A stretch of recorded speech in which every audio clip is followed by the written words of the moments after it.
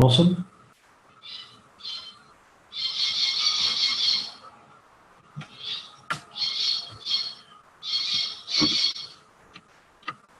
تمام. إن الحمد لله نحمده ونستعينه ونستغفره ونعوذ بالله من شرور أنفسنا ومن سيئات أعمالنا. من يهديه الله فلا مضل له ومن يضلل فلا هادي له، وأشهد أن لا إله إلا الله وحده لا شريك له، وأشهد أن محمدا عبده ورسوله. أصلي وأسلم عليه صلاة وسلاما تليقان بذاته الكريمة، وبعد. الله أسأل أن يفقهنا في ديننا وأن يعلمنا ما ينفعنا وينفعنا بما علمنا. اللهم زدنا علما.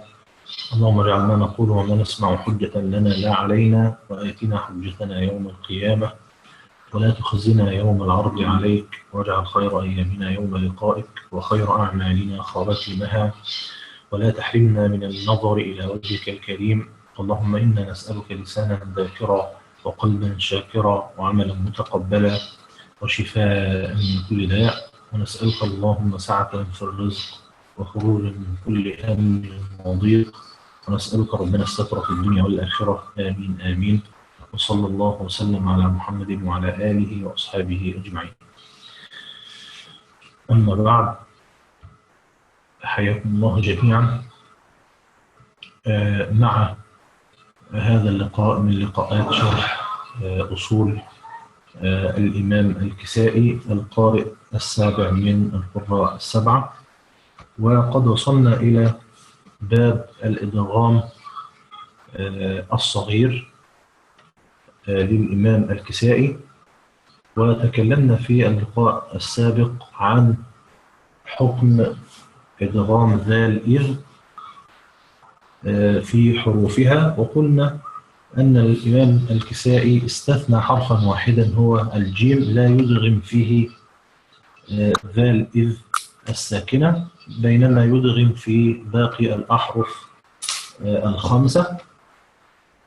والليلة نستكمل بأصل آخر وهو دال قد. وكما نعلم أن دال قد ساكنة، واختلف القراء في إدغامها في 8 حروف، هي السين والذال والضاد والظاء والزاي والجيم والصاد والشين. فنجد أن الإمام الكسائي يدغم دال قد في الأحرف 8، لم يستثني منها شيئا. وقلنا أن هذا يعتبر من باب الإدغام الصغير، وإذا عرفناه تعريفا كاملا نقول أنه إدغام متجانسين أو إدغام متقاربين، على حسب طبعا الحرف التالي المدغم فيه، صغير بغير غنة. فنجد الأمثلة إدغام دال قد، وطبعا يلحق بها لقد، يعني سواء قد أو لقد المتصلة باللام. فالحرف الأول وحرف السين يقرأ الكسائي هكذا: قد سمع الله، قد سمع الله، يعني إدغام كامل، بحيث يتحول حرف الدال إلى سين وتدغم في السين، ويصير النطق بسين مشددة. قد سمع الله قول التي تجادلك في زوجها. أيضا الدال في الذال: ولقد ذرأنا لجهنم كثيرا من الجن والإنس. لقد ذرأنا. وإدغام الدال في الضاد: فقد ضل سواء السبيل. وأيضا قد في الضاء، الدال في الضاء: فقد ظلم نفسه، فقد ظلم نفسه. والدال في الزاي: ولقد زينا السماء. والدال في الجيم: في دال قد لم يستثنيها الإمام الكسائي، بينما استثناها في ذال إذ لا يدغمها فيها. قالوا بلي قد جاءنا نذير، والدال في الصاد ولقد صدق عليهم إبليس ظنه، والدال في الشين في قوله تعالى قد شغفها حبا، قد شغفها. هذه هي الأحرف الثمانية التي يدغم فيها الإمام الكسائي دال قد أو لقد إدغاما كاملا. لحظة واحدة.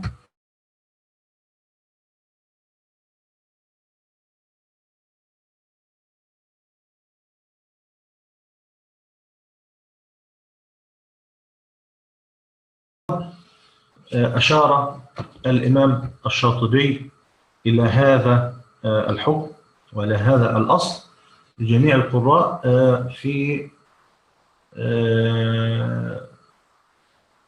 باب الإدغام الصغير بقوله وقد سحبت ذيلا ضفى ظل زرنب جلته صباه شائقا ومعللا. هذه هي الأحرف الثمانية. فتكلم عن من أظهرها جميعا بقوله فأظهرها نجم بدا دل واضحا أصحاب النون والباء والدال عاصم وقالون والكسائي. يظهر هذه الأحرف في جميع الحالات، أو يظهر دال قد في عند هذه الأحرف الثمانية جميعا. ثم بدأ يفصل مذاهب القراء الآخرين، لكن بما أنه لم يذكر الإمام الكسائي في المظهرين فمعنى ذلك أنه يدغم في هذه الأحرف الثمانية.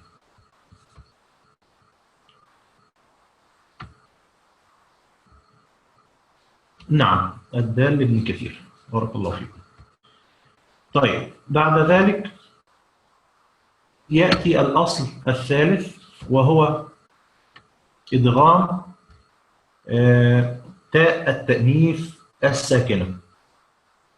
أيضا الإمام الكسائي يدغم تاء التأنيث الساكنة في أحرفها الستة.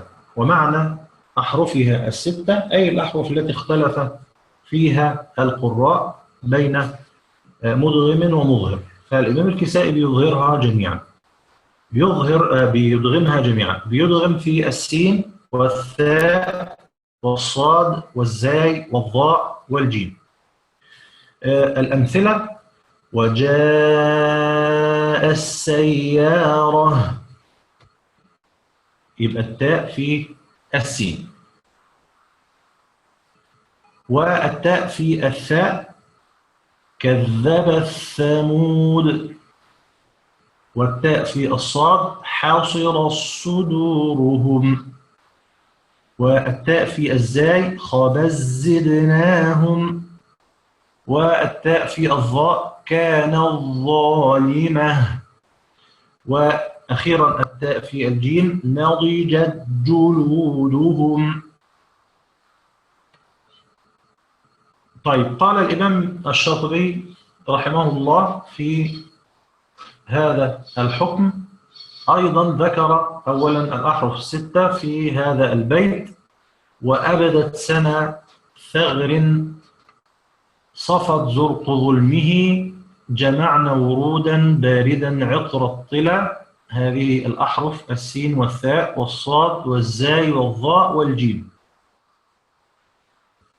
ثم تكلم أيضا عن من أظهر في هذه الأحرف جميعا فإظهارها در نمته بدوره، الدال لابن كثير والنون لعاصم والباء لقالون. هؤلاء أظهروا في الأحرف الستة. وأيضا بدأ يتكلم عن باقي القراء ولم يذكر الإمام الكسائي بما يدلل على أنه أدغم في الأحرف الستة لم يستثني منها شيئا. هذا بالنسبة لتاء التأنيث الساكنة.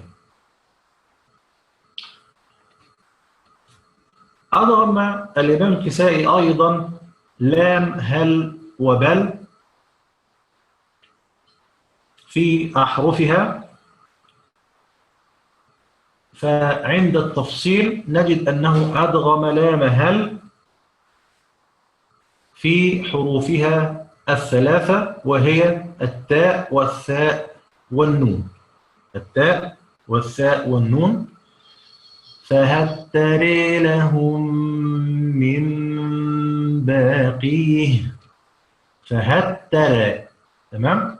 اللام الساكنة في التاء، واللام أيضا أو لام هل في الثاء. هل ثوب الكفار ما كانوا يعملون. وأيضا لام هل في النون. وقال الذين كفروا هل ندلكم على رجل. وهنا يجدر الإشارة إلى أننا لابد أن نغن النون، لأن اللام تحولت إلى نون وأدغمت في النون، وبالتالي الصوت يتقطع عند الكل.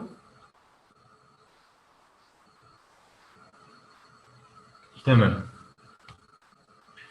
يبقى هنا اللام تحولت إلى نون وأدغمت في النون في كلمة ندلكم، فأصبحت نون مشددة، ونعلم أن النون المشددة، بارك الله فيك، النون المشددة تغن، يبقى هنغن. وقال الذين كفروا هل ندلكم على رجل. يبقى بيدغم الإمام الكسائي لام هل في أحرفها الثلاثة، بينما أدغم لام بل وصلا في حروفها السبعة، وهي التاء والسين والزاي والضاد والطاء والظاء والنون. في التاء بل تؤثرون الحياة الدنيا. وفي السين قال بل سولت لكم أنفسكم أمرا. وفي الزاي بل زين للذين كفروا مكرهم. وفي الضاد بل ضلوا عنهم. وفي الطاء بل طبع الله عليها. وفي الظاء بل ظننتم.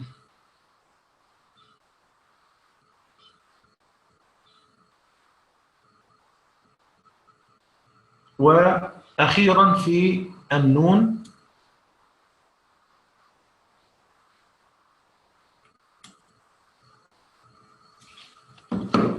هذه مرتبطة بهذا المقطع.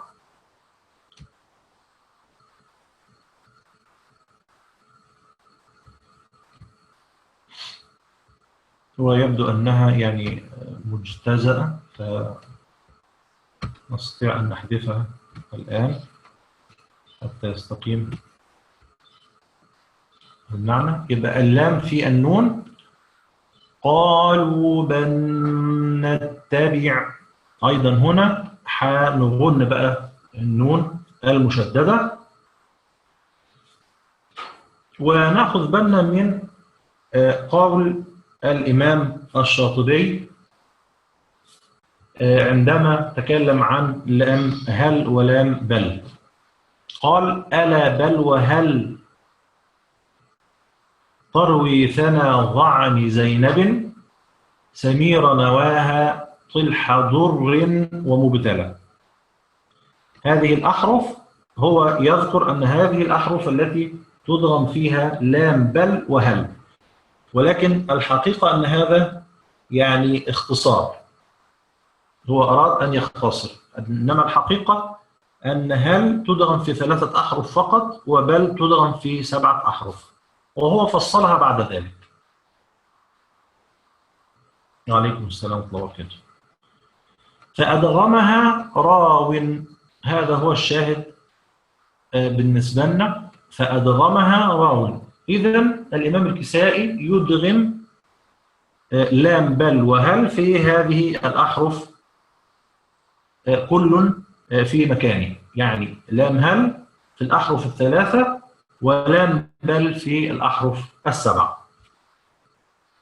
يبقى فأدغمها راو وأدغم فاضل وقر ثناه سر تيما وقد حلا وبل في النساء خلدون بخلافه. طبعا كل ذلك لبقية القراء. أما الإمام الكسائي فيدغم هذه الأحرف، وطبعا لأنه ما فيش تفصيل فيها من الإمام الشاطبي فلا بد أن يأتي ذلك من التحريرات. تفصيل يعني لام هل وتفصيل لام بل من التحريرات. طيب بعد ذلك سنتكلم عن إدغام حروف قربت مخارجها. أول هذه الحروف التاء الذال في التاء في لفظ اتخذتم وأخذتم، سواء كان مفرد أم جمع، أخذت اتخذت وهكذا. فإن الإمام الكسائي يدغم الذال في التاء في هذه المواضع. قال أأقررتم وأخذتم على ذلكم إصري ثم اتخذتم العجل من بعده وأنتم ظالمون. قال لئن اتخذت إلها غيري. يبقى إذن في المفرد اتخذت وفي الجمع اتخذتم يدغم التاء في الذال في التاء. قال الإمام الشاطبي وطاسين عند الميم فاز اتخذتم أخذتم وفي الإفراد عاشر دغفلا. هنا كان العطف على الإظهار، يعني اتخذتم وأخذتم وفي الإفراد. هنا مثال للجمع اتخذتم وأخذتم، وفي الإفراد أيضا يعني في المفرد من الذي أظهر يا إمام يا شاطبي؟ قال عاشر دغفلة، يعني حفص وابن كثير. يبقى باقي القراء يدغموا ومنهم الإمام الكسائي. الكلمة التي بعد ذلك هي كلمة عذت ونبذتها. يبقى إذن الذال في التاء. عذت جاءت في موضعين، غافر والدخان، بينما فنبذتها في موضع سورة طه. هذه الكلمات يدغم فيها الإمام الكسائي الذال في التاء. وقال موسى إني عدت بربي وربكم وإني عدت بربي وربكم. وموضع طه فنبتها وكذلك سولت لي نفسي. وأدغم الإمام الكسائي الثاء عند التاء في كلمة لبثت، وما تصرف منها أيضا مثل لبثت ولبثتم. كل هذه الكلمات يدغم الثاء في التاء.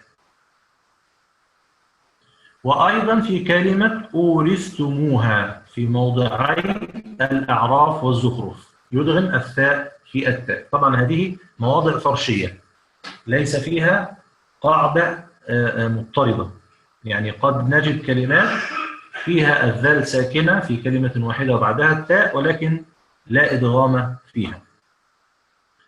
قال كم لبثت قال لبثت قال بل لبثت 100 عام قال كم لبثتم في الأرض عدد سنين ونودوا أن تلكم الجنة أورثتموها بما كنتم تعملون. وفي موضع الزخرف تلك الجنة التي أورثتموها بما كنتم تعملون. قال الإمام الشاطبي رحمه الله وعزت على إدغامه ونبذتها شواهد حماد. إذن هنا يتكلم عن الذين أدغموا. وعزت على إدغامه ونبذتها شواهد حماد، الشين طبعا لحمزة والكسائي. وأورثتم حلا له شرعه. وأورثتم حلا له شرعه، يبقى إذن الشين هنا لحمزة والكسائي.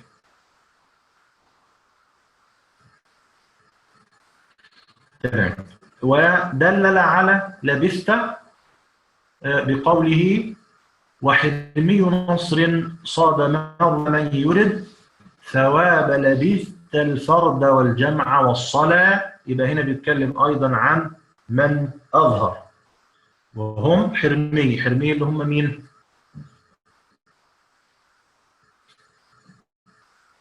ده من رموز الجمع. حرمي لمين؟ أيوة بارك الله فيكم. الحرمين يعني ابن كثير ونافع، الحجاز والمدينة. تمام. والنون لعاصم، يبقى إذن نافع وابن كثير وعاصم يظهر الثاء في التاء، وباقي القراء جميعا يدغمون.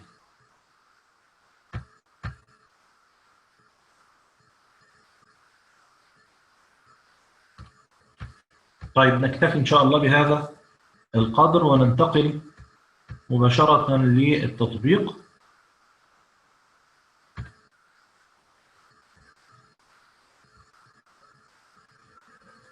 وسيكون التطبيق من بداية سورة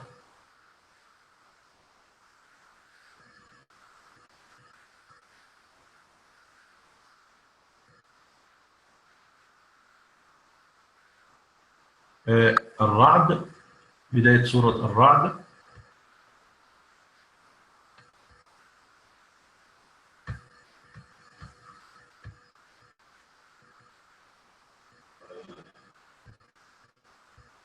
هل ظهر المصحف سورة الرعد؟ طيب ممتاز. أعوذ بالله من الشيطان الرجيم. بسم الله الرحمن الرحيم. ألف لام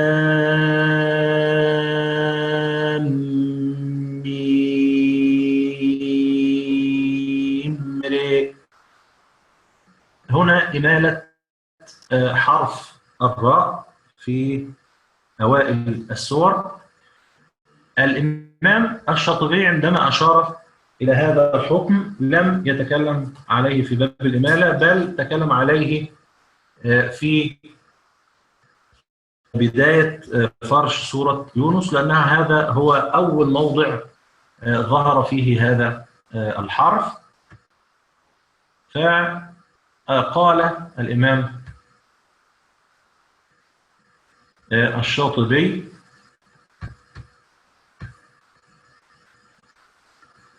ليدلل على الذين أمالوا هذا الحرف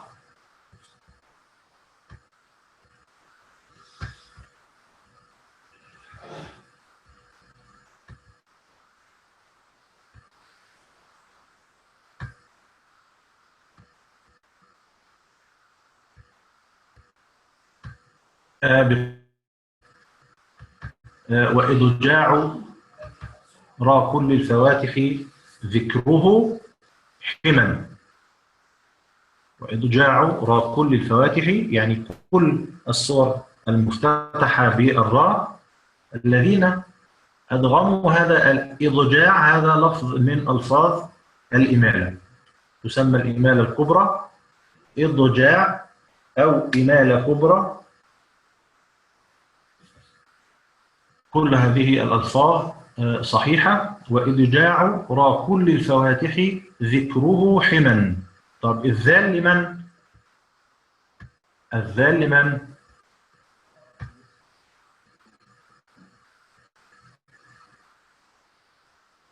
أيوة بارك الله فيكم، الكوفيون وابن عامر، والحاء لأبي عمرو. تمام؟ طبعا هو لا بد أن يستثني الإمام حفص من الكوفيين، ولذلك قال غير حفص. تمام؟ غير حفص حتى يستثني الإمام حفص، لكن شعبة داخل في من يميل، ومنهم طبعا الكوفيين الإمام الكسائي.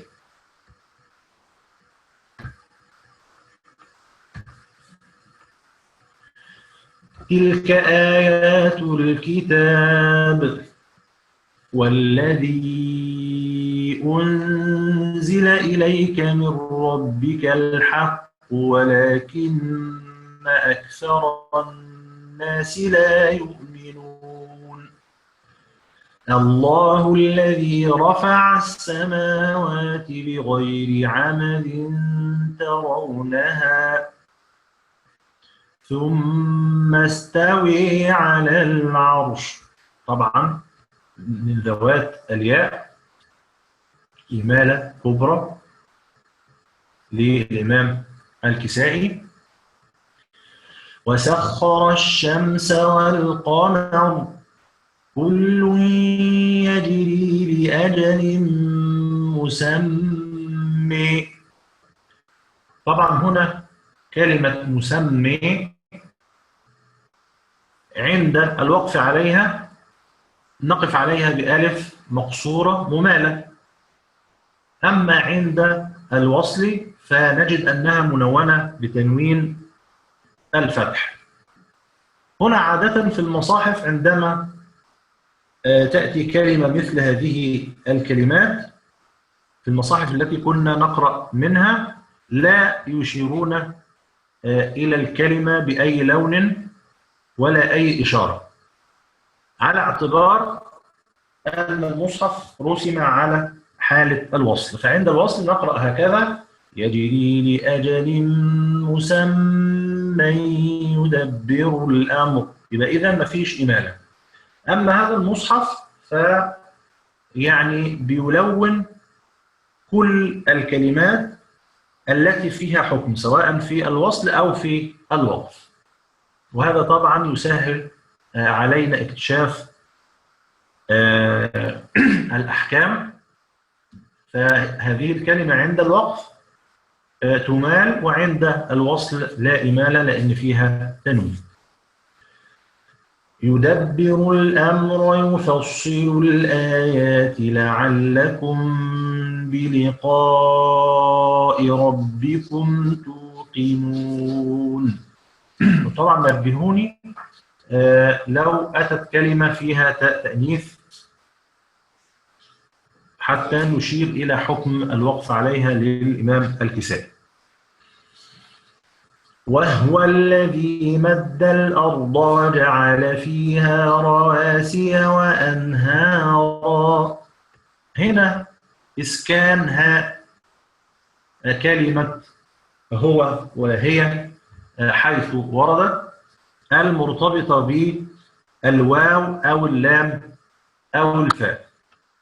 وهو لهو فهو. أيوة بارك الله فيكم. الإمام الشاطبي قال: وها هو بعد الواو والفا ولمها، وها هي أسكن راضيا باردا حلا. يبقى في هذه الحالة الهمزة للإمام أسكن، طبعا يعني سكن هذه الهاء لراضيا باردا حلا. الراء للكسائي والباء لقالون والحاء للإمام أبي عمرو. تمام، مثل قالون ومثل الإمام أبي عمرو.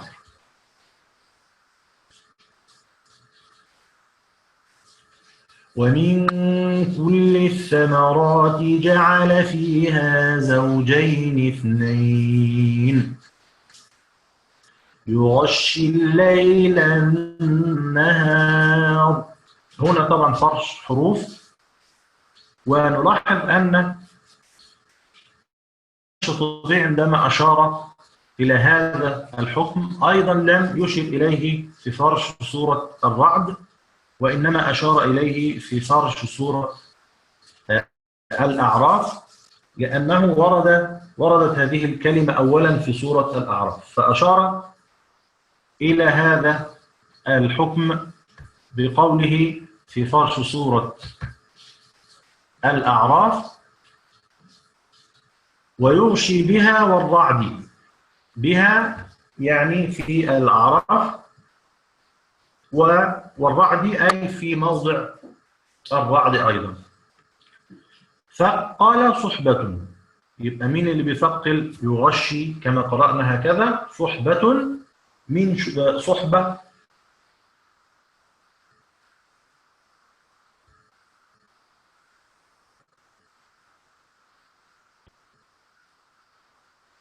أيوة الله فيكم، حمزة والكسائي وشعبة. يبقى حمزة والكسائي وشعبة.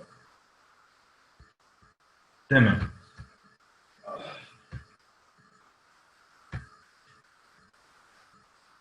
إن في ذلك لآيات لقوم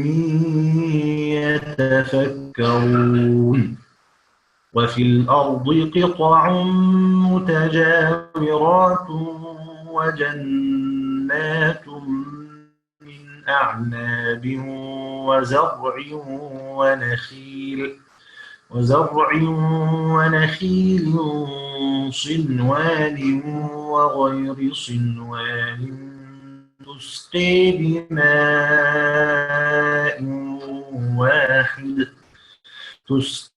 بماء واحد ويفضل بعضها على بعض في الأكل. طبعا فعلا هذه الآية مليئة بفرش الحروف، بدءا من وزرع ونخيل صنوان وغير صنوان. طبعا حفص يقرأ وجنات من أعناب وزرع ونخيل صنوان وغير صنوان، على اعتبار أنها معطوفة على جنات. أما الإمام الكسائي ومن وافقه فيخفض هذه الكلمات على أنها معطوفة على أعناب. تمام. وأيضا يقرأ الإمام الكسائي تسقى أي بتاء التأنيث، ويقرأ أيضا ويفضل بياء الغيبة، بينما يقرأ الباقون بالنون ونفضل. جاء أيضا دليل هذا الحكم في سورة الرعد: وزرع نخيل غير صنوان أولا لدى خفضها رفع على حقه طلا. يعني الذين يرفعوا يقرأوا وزرع ونخيل صنوان وغير صنوان بالرفع هكذا على حقه، العين لحفص وحق لابن كثير وأبي عمرو. يبقى فيما عدا ذلك ومنهم الكسائي يقرؤون بالخفض. وذكر تسقى عاصم وابن عامر. يبقى الذين ذكروها يعني قرأوا بإيه؟ يسقى بماء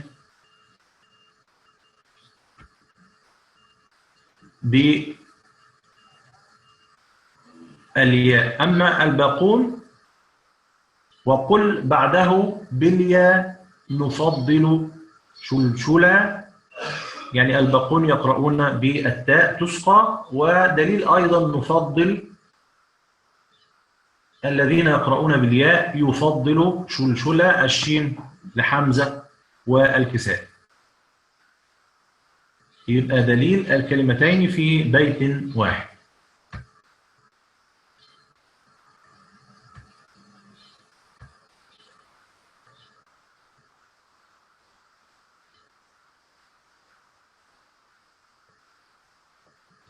إن في ذلك لآيات لقوم يعقلون. وإن تعجب فعجب قولهم أإذا كنا ترابا إنا لفي خلق جديد. هنا إدغام الباء في الفاء. طب هل هذا الإدغام للكسائي إدغام أصل أم فرش حروف هنا فقط؟ أيوة بارك الله فيكم. وإدغام باء الجزم في الفاء قد رسى حميدا. قد رسى حميدا، يبقى إذا ده يعتبر أصل من الأصول. تمام. يبقى قد رسى حميدا، يبقى مين اللي بيدغمه؟ القاف لخلاد والراء للكسائي والحاء لمين؟ للإمام أبي عمرو. هم الذين يدغموا الباء المجزومة طبعا في الفاء حيث وردت. تمام؟ ثم جاء حكم هنا كنا قد تكلمنا عنه لما تكلمنا عن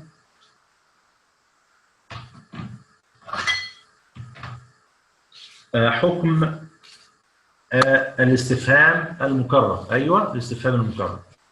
فقلنا أن مذهب الإمام الكسائي أنه يستفهم أولا، أيوة تمام، ويخبر ثانيا بهمزة واحدة.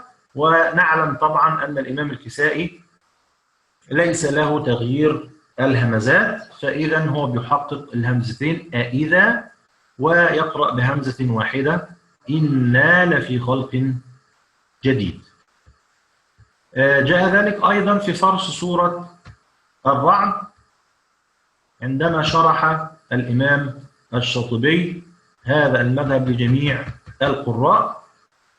وما قرر استفهامه نحو أإذا أئن فذو استفهام الكل أولا. يبقى الكل بيستفهم في الأول سوى نافع في النمل والشام مخبر سوى النازعات مع إذا وقعت ولا إلى آخر هذه الأبيات. ومنهم طبعا الإمام الكسائي في هذا الأصل يستفهم في الأول ويخبر في الثاني بهمزة بهمزة واحدة.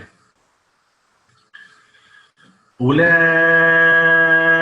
الذين كفروا بربهم وأولئك الأغلال في أعناقهم وأولئك أصحاب النار هم فيها خالدون. طبعا احنا في العنكبوت في سورة العنكبوت، تعالوا نقرأ الأبيات ونشوف هل في يعني استثناء للإمام الكسائي أم لا. هنقرأ وما كرر استفهامه نحو أإذا أئن فذو استفهام الكل أولا، هذا المذهب العام، سوى نافع في النمل والشام مخبر سوى النازعات مع إذا وقعت ولا اللي هي سورة الواقعة. ودون عناد عم في العنكبوت. دون عناد أدي الدال لابن كثير والعين لعاصم اللي حفص وعم ابن عامر ونافع في العنكبوت مخبرا وهو في الثاني أتى راشدا أولا. يبقى فعلا أهو الإمام الكسائي له استثناء في العنكبوت سوى العنكبوت وهو في النمل كن رضا. يبقى فعلا استثناءان، بارك الله فيكم لهذا التنبيه. احنا كنا شرحنا هذا الكلام من قبل. يبقى فيه استثناءين للإمام الكسائي في العنكبوت وفي النمل. يبقى بيعكس، بيخبر في الأولى ويستفهم في الثانية.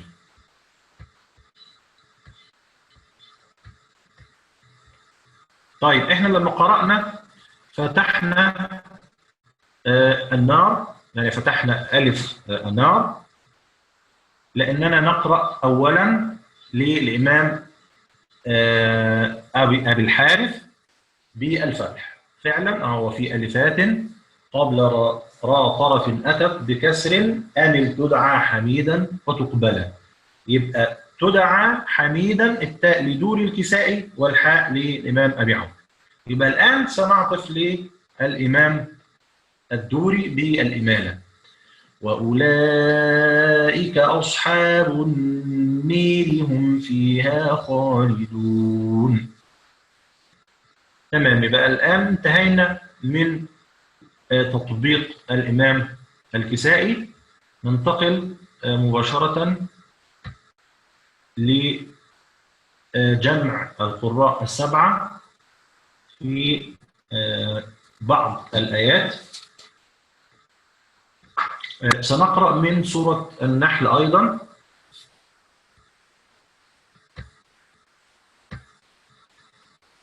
نستكمل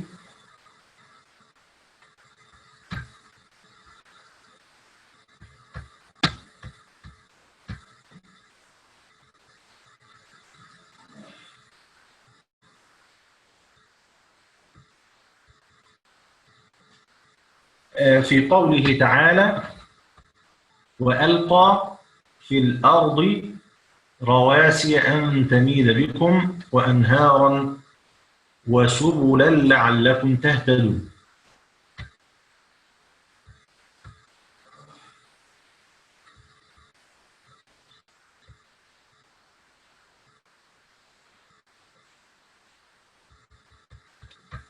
طيب الآن نأخذ الأحكام أولا كما تعودنا، ثم نرى كيفية الجمع. وألقى أول كلمة فيها ألف مقصورة من ذوات الياء، فيها الإمالة لأصحاب الإمالة حمزة والكسائي، وفيها التقليد بخلف للإمام ورش. في الأرض النقل للإمام ورش، والسكت لحمزة بخلف عن خلاد. رواسي أن تميد بكم وأنهارا. يبقى هنا فيها أهل الصلة قالون وابن كثير، وبخلف عن قالون، والباقون بالإسكان.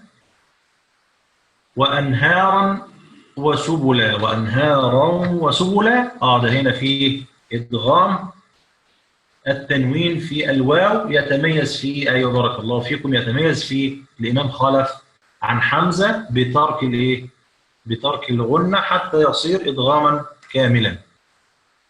وأنهارا وسبلا. وأنهارا وسبلا ببدال الإمام خلف، لأن الإمام الشاطبي قال في ذلك: ودونها خلف تلا، لما كان يتكلم عن إدغام النون الساكنة والتنوين قال: وكل بينمو أدغم مع غنة وفي الواو والياء دونها خلف تلا. يبقى خلف تميز عن القراء العشرة أو القراء السبعة الذين درسنا أصولهم، إنه بيترك الغنة في الواو والياء.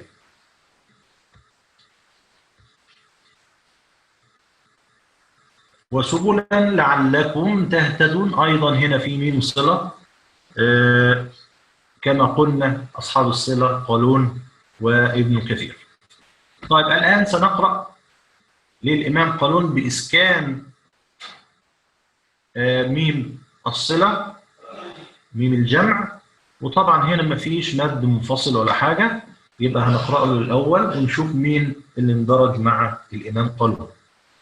وألقى في الأرض رواسي أن تميد بكم وأنهارا وسبلا لعلكم تهتدون. يبقى الكل اندرج إلا أصحاب الإمالة والسكت والنقل، وأيضا ابن كثير لأنه واقف على الصلة. تمام؟ طيب الآن عندما نريد أن نعطف لمن؟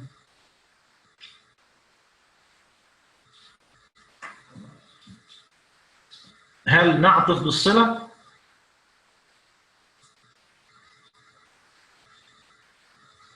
أيوة تمام، بارك الله فيك. لأن ممكن إحنا نفكر ونقول نعطف للإمام خلف بترك الغنة، لكن الحقيقة أن الإمام خلف أيوة واقف بارك الله فيكم على إمالة وألقى. يبقى في الحالة دي هنأتي بالإمام قالون هنعطف له بالصلة ونشوف بقى ابن كثير اندرج معاه ولا لا.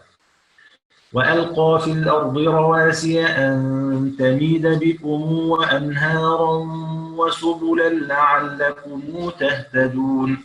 يبقى فعلا اندرج الإمام ابن كثير. طيب الآن سنرجع حتى نأتي بالإمام ورش بالنقل في الأرض. طيب ليه؟ طب احنا المفروض نرجع قبل ذلك ونقلل له ولا نستمر على الفتح؟ ايوه بالفتح، بارك الله فيكم. تمام، يبقى هو ماشي على الفتح، هننقل له بس في الأرض. وألقى في الأرض رواسي أن تميد بكم وأنهارا وسبلا لعلكم تهتدون. يبقى هو ماشي لوحده، وبعدين هنرجع عشان نقلل له بقى. وألقى في الأرض رواسي أن تميد بكم وأنهارا وسبلا لعلكم تهتدون. ثم بعد ذلك نأتي بالإمالة، وطبعا أول الذين أمالوا أيوة هنا خلف، ولا نقول حمزة لأنه خلف له حكم خاص وهو مقدم أداء عن الإمام خلاد. يبقى فعلا هنأتي بالإمالة لخلف وعليه السكت في الأرض وترك الغنة في وأنهارا وسبلا. وألقي في الأرض رواسي أن تميد بكم وأنهارا وسبلا لعلكم تهتدون. وطبعا الإمام خلف ليس له في الأرض إلا السكت. تمام؟ ليس له فيها إلا السكت. طيب بعد ذلك سوف نعطف نعطف لخلاد، يبقى على نفس السكت اللي احنا ماشيين عليه هنأتي هنا ونقرأ هكذا بالغنة: وأنهارا وسبلا لعلكم تهتدون. مش لازم نبدأ من الأول، احنا ماشيين مع خلف بالإمالة والسكت، لا نعطف بقى لخلاد، ثم نرجع بعد ذلك حتى نحقق أيضا لمين؟ لخلاد بقى في الأرض. ويبقى هذا هو القارئ الأخير. وألقي في الأرض رواسي أن تميد بكم وأنهارا وسبلا لعلكم تهتدون. يبقى كده القراء السبعة قرأوا هذه الآية. اندرج الإمام الكسائي فعلا في وجه التحقيق في الأرض، اندرج مع الإمام خلاد. تمام، بارك الله فيكم. وعلامات وبالنجم هم يهتدون. هنا الكل اندرج ما عدا الإمام قالون في وجهه الثاني بالصلة والإمام ابن كثير. هنعطف بقى لقالون، وهيندرج معاه الإمام ابن كثير: وبالنجم هم يهتدون. هذه الآية أفمن يخلق كمن لا يخلق، هنا فيها أيضا ترك الغنة للإمام خلف: أفمن يخلق، يبقى أفمن يخلق. والقاف هنا أيوة إدغام كبير للإمام السوسي، القاف في الكاف: أفمن يخلق كمن لا يخلق، يبقى القاف في الكاف. يبقى إذن هنقرأ أولا للإمام قالون. لسه أفلا تذكرون، لسه هنقرأها وحدها. تمام، هذا هو الدليل، بارك الله فيكم.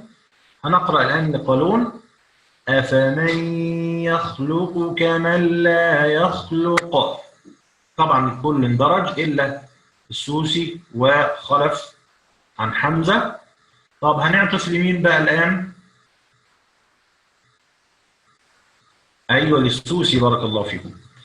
أفمن يخلق كمن لا يخلق، هذا للسوسي بالإدغام الكبير. ثم نرجع فنأتي بوجه الإمام خلف بترك الغنة: أفمن يخلق كمن لا يخلق. وبعدين أفلا تذكرون، الذين شددوا كما ذكرتم بارك الله فيكم في هذا البيت. طبعا ذكر في فرش سورة الأنعام،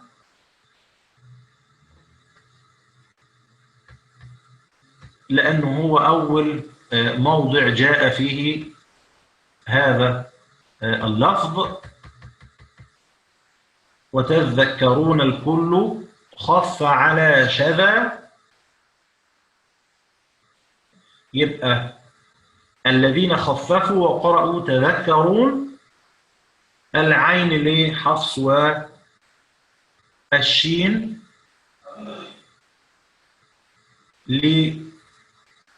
لحمزة والكسائي.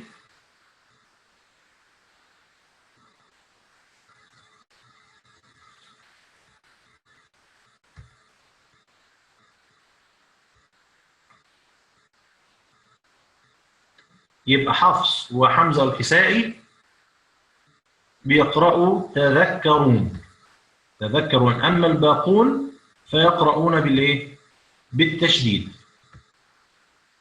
تمام؟ يبقى هنقرأ الآن بالتشديد لقالون ونشوف مين اللي اندرج معاه. أفلا تذكرون، يبقى كل القراء اندرجوا 7 طبعا، ما عدا حفص كما قلنا وحمزة والكسائي. الآن سنعطف لمين؟ سنعطف لحفص، وطبعا هيندرج معاه حمزة والكسائي.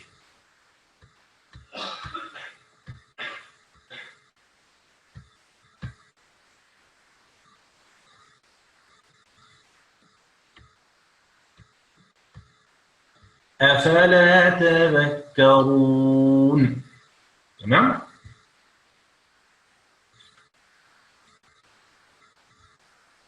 طيب نختم بهذه الآية: وإن تعدوا نعمة الله لا تحصوها.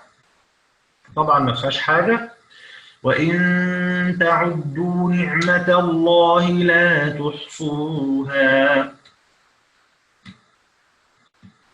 لا، هي طريقة، يعني الوقف على هذه العلامات هي طريقة نتبعها في التعليم هنا حتى يكون الجمع أسهل، حتى يكون الجمع بالنسبة لنا أسهل. لكن من أراد أن يعني يعطف فلا بأس، لكن هذه يعني طريقة نتبعها حتى يكون الجمع سهلا. تمام؟ لكن طبعا طرق الجمع كثيرة، منها الجمع بالآية ومنها الجمع بالكلمة وهكذا، لكن طبعا احنا اخترنا الجمع بالوقف هكذا حتى يسهل الجمع وترتيب الأوجه. إن الله لغفور رحيم. طبعا متفق عليها بين القراء هذا الإدغام. طيب نختم إن شاء الله القراءة ونلتقي في الأسبوع المقبل. سبحانك اللهم وبحمدك، نشهد أن لا إله إلا أنت، نستغفرك ونتوب إليك. جزاكم الله خيرا. السلام عليكم ورحمة الله وبركاته.